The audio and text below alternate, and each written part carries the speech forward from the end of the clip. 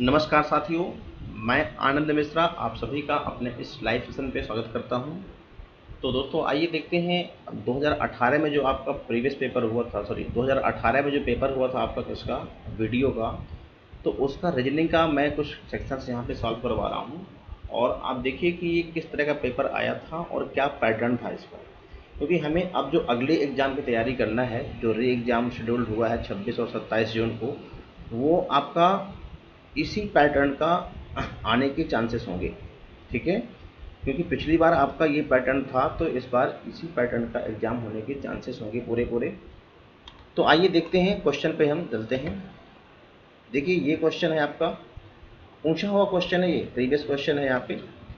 तो हम इस क्वेश्चन को सॉल्व करेंगे और क्या इसका आंसर होगा। देखिए यहाँ पर दिया है, निम्नलिखित अनुक्रम में अगली संख्या कौन सी होगी, ये बताना है आपको। सीरीज दिया है यहाँ पे आपके पास 12, 33, 96, 285, 852। नेक्स्ट ऑप्शन क्या होगा आपको ये बताना है। देखिए अगर मैं यहाँ पे एक सीक्वेंस की बात करूँ तो 12 का अगर मैं जस्ट डबल करूँ, डबल में तो बात बनेगी नहीं। 12 से 33 अगर मैं इसमें मल्टीप्लाइड बाई 3 और -3 करूँ तो ये मिलने के चांस है। मीन्स 12 कहें 36, 36 -3 करेंगे 33 आ जाएगा। और अब 33 का भी हमें ट्रिपल करना पड़ेगा, तो 33 त्रिका कितना हो जाएगा दोस्तों, 99। और 99 से -3 करेंगे तो कितना मिल जाएगा आपको, 96 मिल जाएगा ना।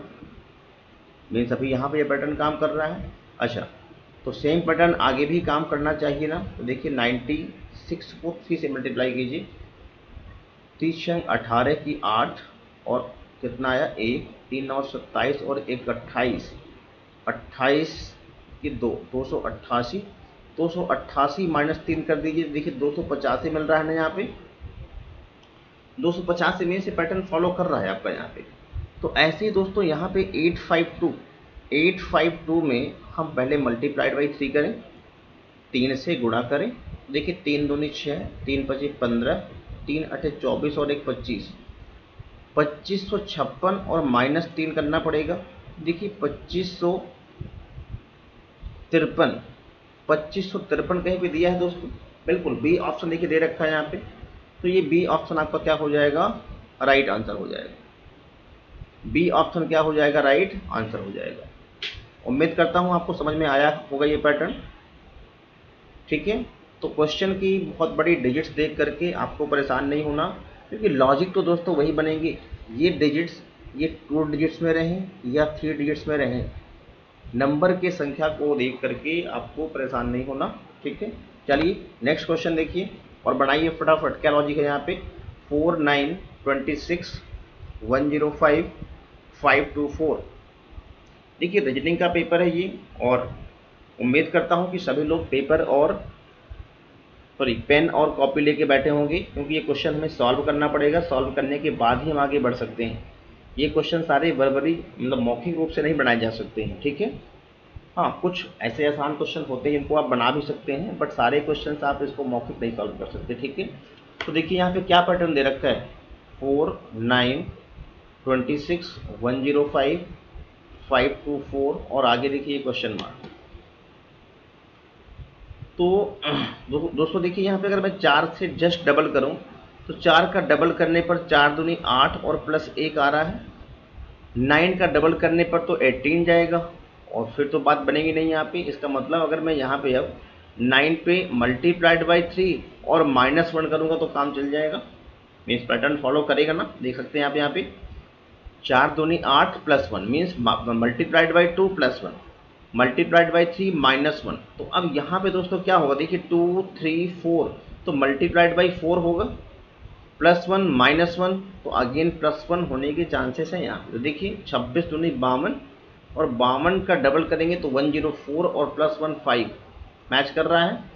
तो अब यहाँ पे मल्टीप्लाइड बाई 5 -1 होगा, अगले में क्या हो जाएगा, मल्टीप्लाइड बाई 6 +1 होना चाहिए। तो आइए देखिए 6 चौके 24 की 4 कैरी 2, 6 दूनी 12 और 2 14 की 4 कैरी 1, 6 पंची 30 और 31, 3144 और +1 3145 दोस्तों दिया है। देखिए आंसर यहाँ पे बी ऑप्शन, 3145 में बी ऑप्शन दे रखा है। तो उम्मीद करता हूँ यही आंसर होगा आपका यहाँ पे।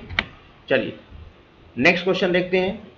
हाँ, अगर किसी ऑप्शन में या किसी आंसर में कोई मिसमैच आता है तो आप उसको कमेंट करके कमेंट बॉक्स में मुझे बताएं जरूर दोस्तों, ठीक है ना, जिससे मैं उसका करेक्शन कर सकूं। हाँ दोस्तों, अगर सेशन आपको पसंद आता है तो इस चैनल को सब्सक्राइब करें, लाइक करें और अपने दोस्तों तक शेयर करें। जो भी आपके दोस्त पुलिस वीडियो की तैयारी कर रहे हों, एसएससी वगैरह की तैयारी कर रहे हो, क्योंकि देखिए रीजनिंग सबका एक आता है, ठीक है ना, रीजनिंग जो है सबका कॉमन है। केवल अगर हम बैंकिंग को छोड़ दें तो जितने भी वनडे एग्जाम्स आपके होते हैं उन सबका एक ही रीजनिंग, ठीक है। चलिए तो देखिए, बनाइए फटाफट से, क्या है यहाँ पे बी, देखिए दोस्तों बी एफ जे एन, ये 2 है, ये 6 है, ये 10 है, ये 14, देखिए 2 4 6 4 10 4 14 4 18 आएगा दोस्तों। 18 किसका होता है, आर का होता है, सब में आर दे रखा है, सब में आर दिया है, ठीक है। अब देखिए यहाँ पे क्या दिया है 2, फिर यहाँ पे दिया है 8, तो 2 का अगर हम 4 टाइम्स करेंगे तो 8 मिलेगा, 8 का 4 टाइम्स करेंगे तो 32 मिल जाएगा, और 32 का दोस्तों 4 टाइम करेंगे तो कितना मिल जाएगा 128। तो अब बारी है 128 का 4 टाइम्स कर दीजिए तो 400 हो जाएगा, और 28 दूनी 56, 56 दूनी 112, 112 ये आ जाएगा। देखिए 4 1 512 मीन्स आर 512 ये आंसर होगा। तो आर 512 आप टिक कर दीजिए और आगे बढ़ लीजिए, है ना, यही पैटर्न होगा। चलिए नेक्स्ट पे मूव करते हैं, ये लीजिए, बढ़ाइए फटाफट से। निम्नलिखित अनुक्रम में अगला अक्षर समूह कौन सा होगा, निम्नलिखित अनुक्रम में अगला अक्षर समूह कौन सा होगा, जल्दी बनाइए, देखिए फटाफट से। बहुत ही आसान होती है रीजनिंग, इतना टफ नहीं होती जितना आप लोग मान के चलते हैं, बस थोड़ा सा प्रैक्टिस की नीड है। देखिए बी सी डी ई, तो अगले में एफ हो जाएगा। अब देखो एफ कहाँ पे है भैया, आंख बंद करके बी टिक कर दो, यही आंसर है आपका। पूरा चेक करने की देखो नीड नहीं है आपको, यहाँ पे पूरा पूरा चेक करने की भी आवश्यकता नहीं है। अब देखिए ए सब में कॉमन है, ये देखो, तो ऑब्वियसली यहाँ पे भी ए हो जाएगा, और बस अगला जी। जब सारे ऑप्शंस एलिमिनेट हो जाते हैं दोस्तों तो फिर एक ही ऑप्शन बचता है, उसी को टिक करके आगे बढ़ जाओ। देखिए यहाँ पे बहुत ही बढ़िया क्वेश्चन है। देखो दोस्तों, जितने भी बोर्ड हैं वो सारे बोर्ड अपना लेवल बढ़ा चुके हैं, ठीक है, तो आपको अपना लेवल भी बढ़ाना पड़ेगा। चलिए देखिए क्वेश्चन को क्या कह रहा है, कह रहा है निम्नलिखित अल्फा न्यूमेरिक क्रम का अध्ययन करें और निम्न प्रश्नों का उत्तर दें। कह रहा है संख्या 2 के बाद एक विषम संख्या कितनी बार आती है, संख्या 2 के बाद एक विषम संख्या। तो दोस्तों 2 कहाँ पे है पहले आप वो मार्क कर लीजिए, 1 2 3 4 और ये 5।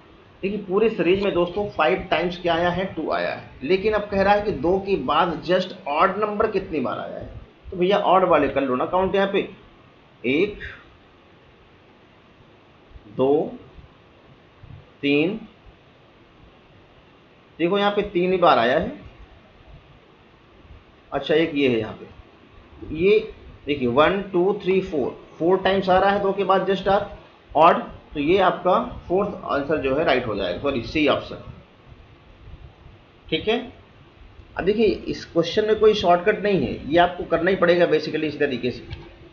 नेक्स्ट क्वेश्चन देखिए, बहुत ही शानदार क्वेश्चन है दोस्तों ये, और बहुत ही आसान क्वेश्चन होता है, बहुत ही शानदार क्वेश्चन है और बहुत ही आसान क्वेश्चन होता है। देखिए कह रहा है दिए गए प्रश्नों को पढ़ें और निर्णय लें कि निम्नलिखित में से कौन सा कथन प्रश्न का उत्तर देने के लिए पर्याप्त है। दोस्तों ये क्वेश्चन इस तरह के लगभग 4 से 5 क्वेश्चन आपके आए थे 2018 में, और इतने हाई लेवल की रीजनिंग आएगी, आई थिंक ये वीडियो वाले बच्चे तो एक्सपेक्ट ही नहीं किए थे ये इतना लेवल बढ़ा के देगा, क्योंकि ऐसे क्वेश्चन दोस्तों बैंक पीओ के एग्जाम में पूछे जाते थे, ठीक है, इतने लेवल के क्वेश्चंस बैंक पीओ के एग्जाम में पूछे जाते थे, ठीक है। तो चलिए देखिए बनाइए, कौन कौन से कथन प्रश्न का उत्तर देने के लिए अनिवार्य हैं। दोस्तों ध्यान से क्वेश्चन पढ़िए, कह रहा है भारत में 5 तेल रिफाइनिंग कंपनियां हैं, अर्थात ए, बी, सी, डी और ई, इनमें से कौन सी कंपनी का उत्पादन सबसे ज़्यादा है? कौन सी कंपनी का उत्पादन सबसे ज़्यादा है, ये बताना है आप। तो अब किस कंपनी का उत्पादन सबसे ज़्यादा है, ये आंसर फाइंड करने के लिए हमें यहाँ पे किस किस स्टेटमेंट की आवश्यकता पड़ेगी, कौन कौन से कथन की नीड पड़ेगी, हमें ये बताना है दोस्तों यहाँ पे। तो आइए देखिए करते हैं क्वेश्चन। कह रहा है कंपनी बी का उत्पादन, अगर मैं केवल फर्स्ट स्टेटमेंट को पिक करूँ तो देखो इससे मुझे क्या मिलता है। कंपनी बी का उत्पादन कंपनी ए की तुलना में अधिक है, चलो भाई ए से तो अधिक है, लेकिन कंपनी ई के मुकाबले ज़्यादा नहीं है। इसका मतलब क्या होगा? इसका मतलब ये होगा कि ए से तो ज़्यादा है लेकिन ई से कम होगा। तो इसको हम ऐसे अरेंज कर सकते हैं। अब आप मुझे बताइए कि क्या केवल पहले स्टेटमेंट से हम ये डिफाइन कर पाएंगे क्या? हम ये निर्णय ले पाएंगे क्या कि सबसे हाईएस्ट किस कंपनी का उत्पादन है? नहीं। इसका मतलब केवल फर्स्ट आपका सफिशिएंट आंसर नहीं होगा। तो आइए अब सेकंड को इसी में मिक्स करते हैं। कह रहा है कंपनी सी का उत्पादन कंपनी बी की तुलना में अधिक है। कंपनी सी का उत्पादन कंपनी बी की तुलना में अधिक है, लेकिन कंपनी डी के जितना नहीं है। डी के जितना नहीं। देखिए ध्यान से, कंपनी सी का उत्पादन कंपनी बी की तुलना में तो अधिक है, लेकिन डी के जितना नहीं है। इसका मतलब क्या होगा कि डी सी से ही ऊपर होगा। डी जो है सी से ऊपर ही होगा कहीं, लेकिन कहाँ पे है एग्जैक्टली अभी ये हम इतने से भी डिफाइन नहीं कर पाएंगे। ठीक है, अब देखिए थर्ड को भी एनालाइज कर लीजिए, फिर तीनों को देखते हैं मिला करके।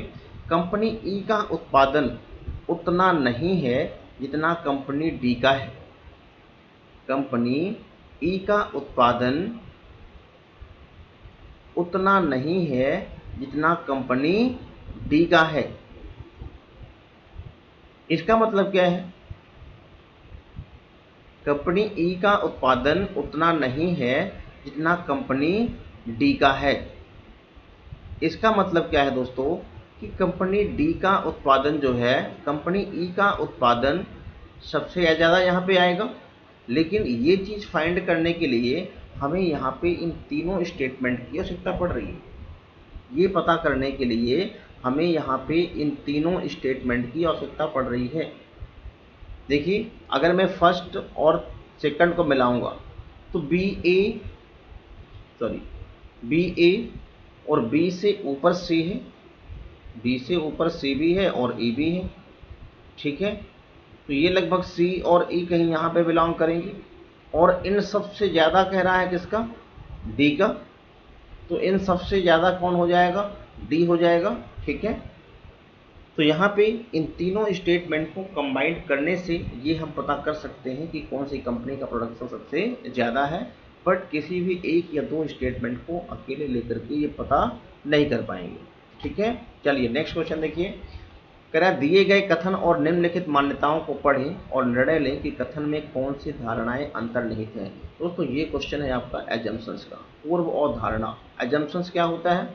कोई भी चीज़ बोलने से पहले, लिखने से पहले, राइट करने से पहले जो भी विचार हमारे दिमाग में आते हैं कि अब हम क्यों बोल रहे हैं, मीन्स कोई भी चीज़ बोलेंगे तो उसके पहले हम क्या गेस कर लेते हैं तभी ऐसा बोलेंगे ना, तो ये कहलाता है अनुमान।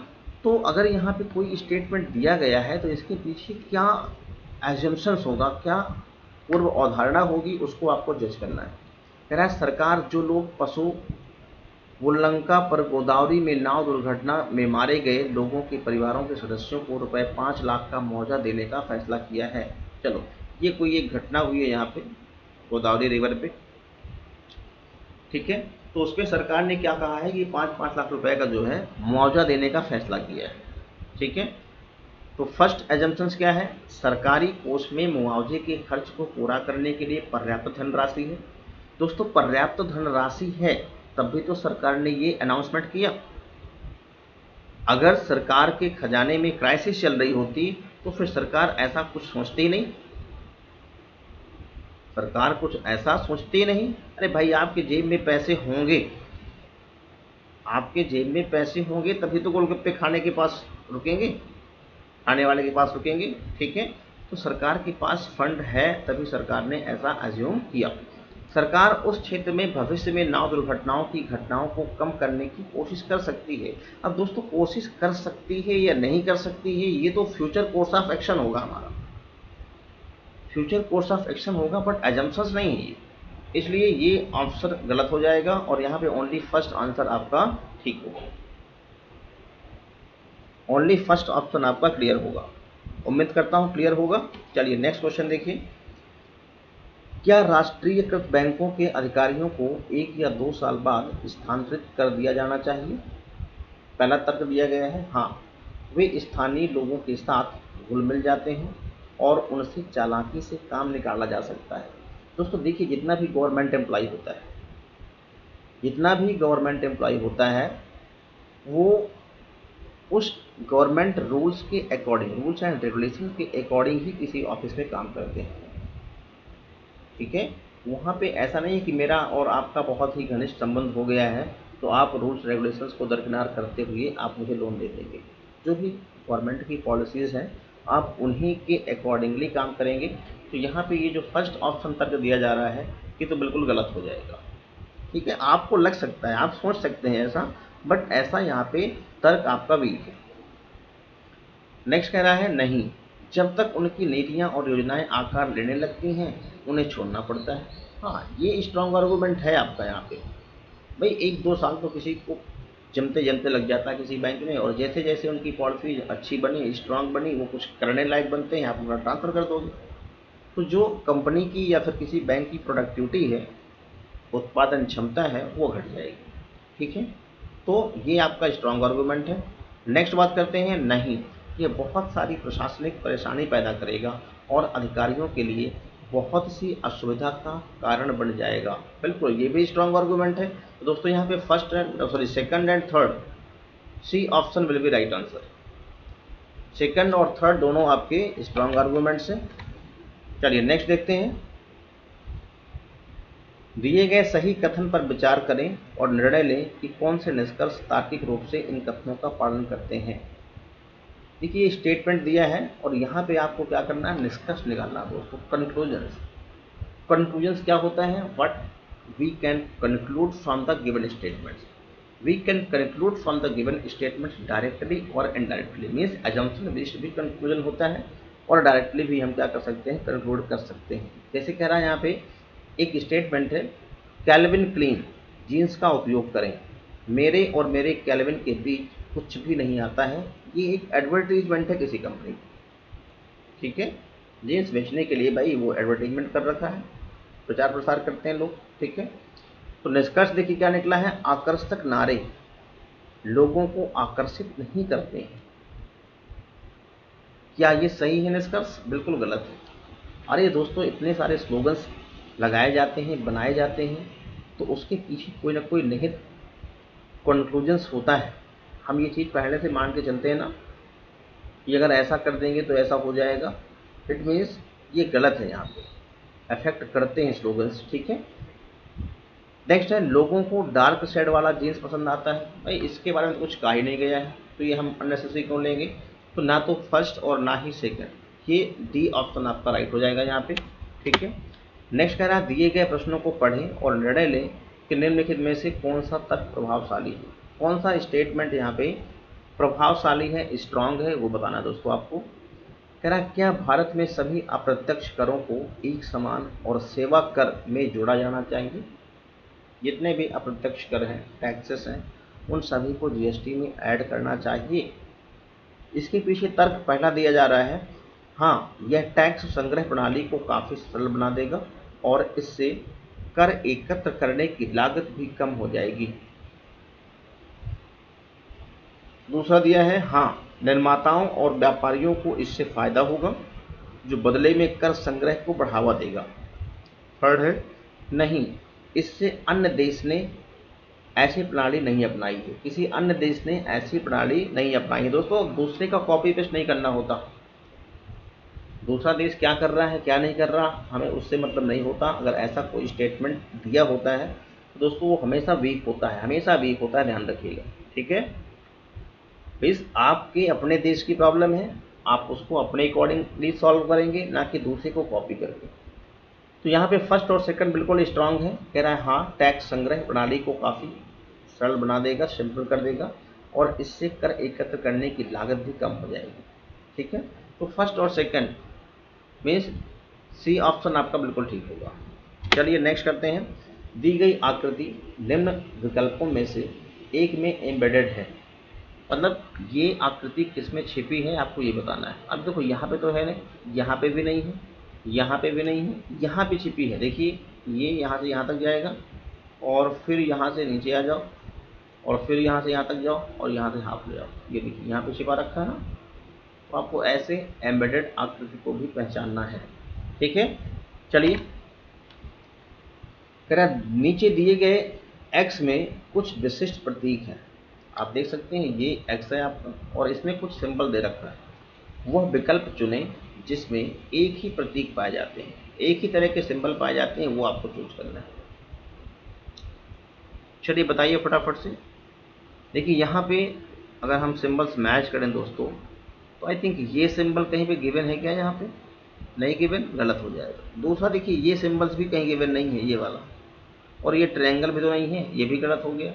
अगर हम इसकी बात करें तो ये ये भी तो नहीं है, ये भी गलत हो गया। बचा हुआ ऑप्शन आपका राइट आंसर होगा।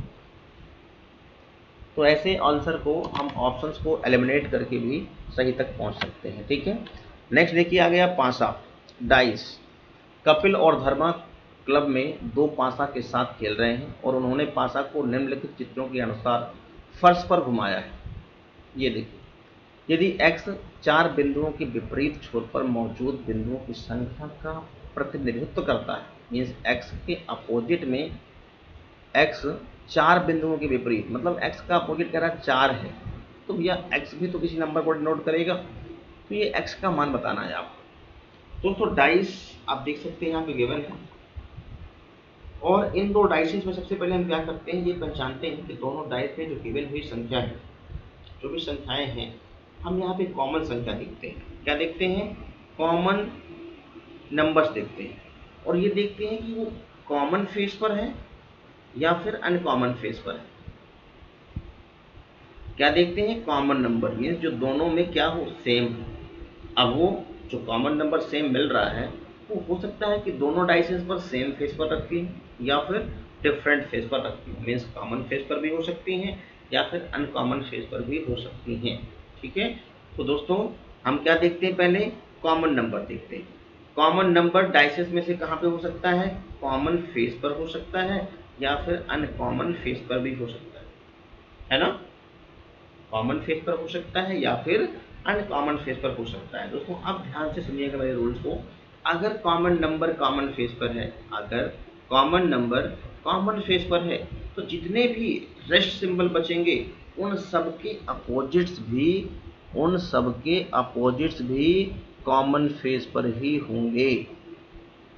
ध्यान रखना रूल को। अगर कॉमन नंबर कॉमन फेस पर है तो रेस्ट नंबर्स के अपोजिट भी कॉमन फेस पर ही होंगे दोस्तों। अगर कॉमन नंबर अनकॉमन फेस पर है तो जितने बचे हुए रेस्ट नंबर हैं उनके अपोजिट्स भी अनकॉमन फेस पर होंगे। लेकिन अब यहाँ पे एक क्वेश्चन उठता है कि सर जो कॉमन नंबर है दोनों पे, उसके अपोजिट्स में क्या आएगा? तो दोस्तों उसके अपोजिट को पहचानने के लिए हमें क्वेश्चन की या फिर ऑप्शन की, दोनों की हेल्प लेना पड़ेगा। कैसे निकालेंगे? जो कॉमन नंबर है उसका अपोजिट्स दोस्तों वो नंबर होगा जो या तो क्वेश्चन पे दिया होगा या फिर ऑप्शन में दिया होगा, और वो एक ऐसा सिंबल या नंबर डिफरेंट नंबर होगा, डिफरेंट सिंबल होगा, जो इन दोनों डाइसेस पर गिवन ही नहीं होगा। जैसे आइए क्वेश्चन करते हैं।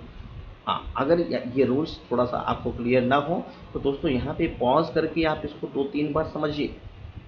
समझने के बाद भी अगर कोई प्रॉब्लम आती है तो मुझे कमेंट बॉक्स में कमेंट करें, मैं फिर से किसी वीडियो में उसको समझा दूंगा आपको। बट अगर ये रूल आपको समझ में आ जाता है ना, क्योंकि डाइस के जितने भी क्वेश्चन है ना, उनको आप वर्बली उड़ा सकते हैं, चुटकियों में उड़ा सकते हैं बिना पेन कॉपी लिए। ठीक है ना? तो आइए देखिए क्वेश्चन करते हैं। यहाँ पे देखिए क्वेश्चन क्या है। एक एक डाइस की पोजीशन ये है, दूसरा ये है। दोस्तों कॉमन क्या है यहाँ पे, 2 भी कॉमन है, और क्या कॉमन है, 5 भी कॉमन है, और क्या कॉमन है, 5 भी कॉमन है, 2 भी कॉमन है और 5 भी कॉमन है। तो भैया बचा हुआ, अब देखिए तीसरा रोल एक और होता है, ये तो दूसरा रोल है, फर्स्ट और सेकंड रूल तो मैंने बता दिया। तो दोस्तों फर्स्ट और सेकंड रूल से यहाँ पे आएगा नहीं। एक तीसरा रूल दोस्तों ये होता है, क्या होता है कि अगर 2 नंबर कॉमन है, 2 सिंबल्स या 2 नंबर्स कॉमन मिल रहे हैं हमें डाइसेस पे, ठीक है, तो जो तीसरा सिंबल्स होता है बचा हुआ दोनों पे, वो एक दूसरे के क्या हो जाएंगे, अपोजिट्स हो जाएंगे। मीन्स यहाँ पे 1 का अपोजिट दोस्तों क्या हो गया, 4। अब वो कह रहा है कि x के अपोजिट में 4 है, तो देखिए यहाँ पे x की जगह क्या आ गया, 1 आ गया ना, तो ये 1 आपका यहाँ पे क्या हो जाएगा दोस्तों, राइट आंसर हो जाएगा। ध्यान रखना, जब 2 कॉमन नंबर्स कॉमन होते हैं दोनों डाइसेस पर, तो जो बचे हुए रिमेनिंग सिंबल बचते हैं ना, वो एक दूसरे के क्या होते हैं दोस्तों, अपोजिट्स होते हैं। यहाँ पे कह रहा है x 4 बिंदुओं के विपरीत है, तो x के अपोजिट में क्या आ जाएगा, 1 आ जाएगा, तो ये 1 will be your right answer. देखिए यहाँ पे क्या दे रखा है, कह रहा है कुछ चूहे सफ़ेद हैं, कुछ चूहे जो है सफ़ेद हैं भैया, चलो कुछ चूहे क्या हैं, सफ़ेद हैं, ठीक है। कुछ सफ़ेद सूअर हैं, कुछ सफ़ेद क्या है भैया, सूअर हैं, चलो। कह रहा है सभी सूअर नीले हैं, ऑल सूअर्स आर ब्लू, ये नीले हैं। अब देखिए क्या कह रहा है, अच्छा अभी और भी, कोई भी सूअर जो है गधा नहीं, नो सूअर्स आर गधा, कोई भी सूअर्स जो है गधा नहीं है, सभी गधे लंबे हैं, वाह, सभी गधे क्या है, लंबे हैं। देखिए स्टेटमेंट के अकॉर्डिंग आपने वेन डायग्राम बना लिया होगा, ठीक है, और ऐसे ही बनाना होता है। अब कह रहा है कुछ लंबे सूअर नहीं हैं, कुछ लंबे सूअर नहीं हैं, हाँ बिल्कुल ठीक हो जाएगा। सम, कुछ लंबे जो है सूअर नहीं हैं, ये आपका बिल्कुल ठीक हो जाएगा, ठीक है। नेक्स्ट कह रहा है कुछ चूहे सूअर हैं, कुछ चूहे सूअर हैं, इसके बारे में कुछ भी गिवन नहीं है दोस्तों, तो ये डाउटफुल सिचुएशंस में सभी इसको हम गलत कर देंगे।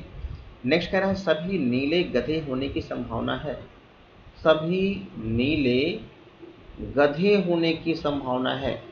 दोस्तों ये क्या राइट होगा, नहीं राइट होगा। देखो अगर सभी नीले को आप उठा करके गधा वाले सर्कल के अंदर रखोगे, तो ये कह रहा है सभी सूअर गधे नहीं, तो ये गलत नहीं हो जाएगा फिर, इसका मतलब कि ये संभावना भी आपकी नहीं बनेगी। दोस्तों यहाँ पे जो राइट आंसर है वो केवल और केवल फर्स्ट होगा, ओनली फर्स्ट राइट आंसर, ठीक है। चलिए तो दोस्तों कैसा लगा सेशन आपको, उम्मीद करता हूँ सब कुछ समझ में आया होगा आपको। अगर कहीं भी किसी भी तरह की प्रॉब्लम फेस कर रहे हैं आप रीजनिंग में, तो आप बिल्कुल फ्रैंकली कमेंट बॉक्स में कमेंट करके मुझे बताएं। हाँ, और अगर आप मेरे चैनल से जुड़ना चाहते हैं तो तैयारी बिफोर एग्ज़ाम, तैयारी बिफोर एग्ज़ाम में अपनी वीडियो की तैयारी को धार देने के लिए, यूपी पुलिस की तैयारी को धार देने के लिए जुड़ सकते हैं तैयारी बिफोर एग्ज़ाम, ठीक है। यही मेरा चैनल है और इसी नाम से हमारा जो है टेलीग्राम चैनल भी है, आप उसको सर्च करके जुड़ सकते हैं, ठीक है। ओके, थैंक यू एवरीवन, मिलते हैं अगली क्लास में। चलिए।